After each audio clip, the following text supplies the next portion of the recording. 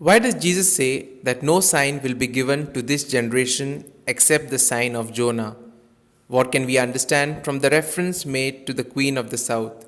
Who does Jesus refer to when he says that there is someone greater than Jonah here? All these questions and more answered during today's episode of Daily Reflections.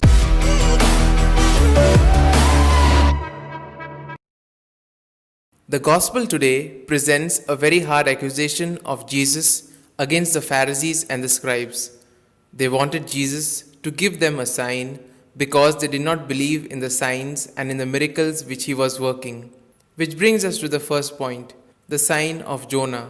The Gospel of Matthew says that it was the scribes and the Pharisees who were asking for a sign. They wanted Jesus to work a sign for them, a miracle, in such a way that they could become aware if he was the one sent by God as they had imagined.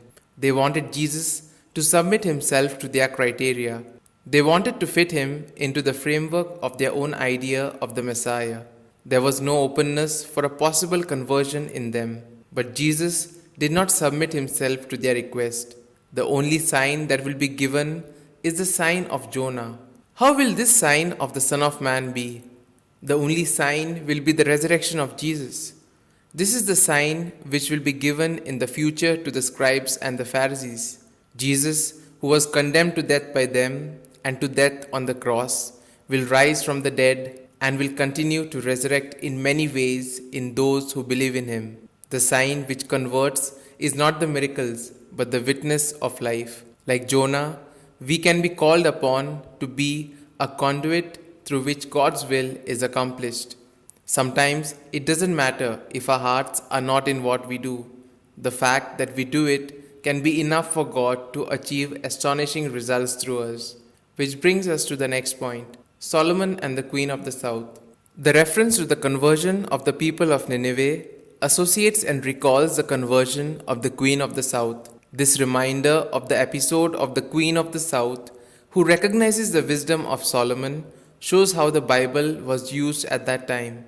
It was by association. The principal rule for the interpretation was this one: the Bible is explained by the Bible. Up until now, this is one of the most important norms for the interpretation of the Bible, especially for the reading of the Word of God in a climate of prayer. For Jesus, it is the repentance of the people of Nineveh which is significant here.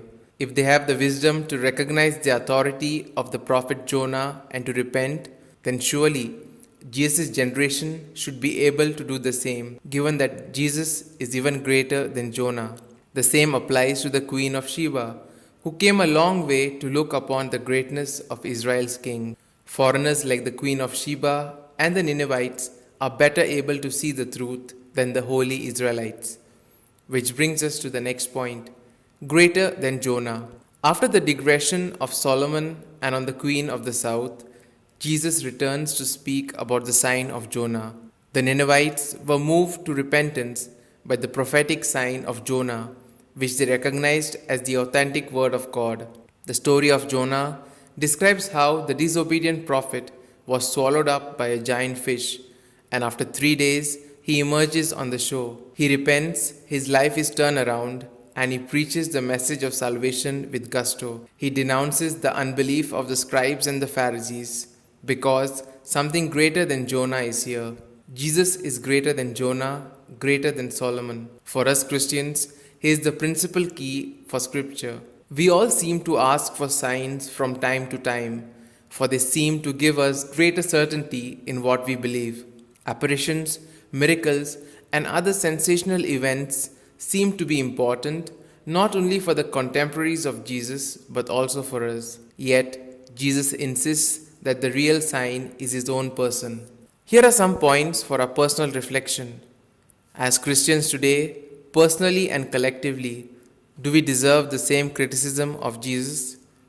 Can you dwell for a few moments on some experience that has turned your life around, something perhaps quite astonishing when you come to think of it? What signs in your life are leading you to Jesus?